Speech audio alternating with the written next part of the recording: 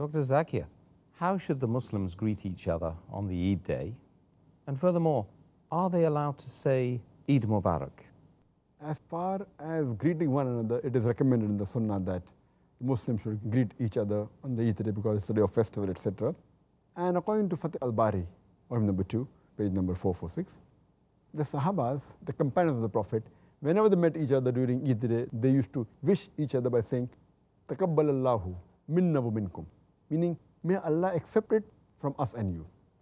Because Ramadan is the month of fasting, where people supplicate, they repent to Allah subhanahu wa ta'ala, they ask for forgiveness, they do du'as. So when the month is over, they pray that may Allah accept from us and from you. That's the best and the authentic way of wishing each other. As far as saying Eid Mubarak, it is said more in India and Pakistan. It's a way of wishing each other congratulations.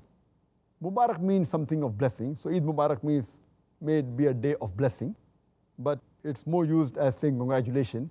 So it is not a sunnah to wish each other Eid Mubarak, but neither is it haram or makruh. It will come in mubah category, optional. Because when you say something in English, that may it be a blessing on you, there's no problem. So it is optional, but the right way of wishing each other is, as the Sahabas did, Takabbalallahu minna wa minkum, meaning may Allah subhanahu wa ta'ala accept it from us and you. Okay. Jazakallah khair.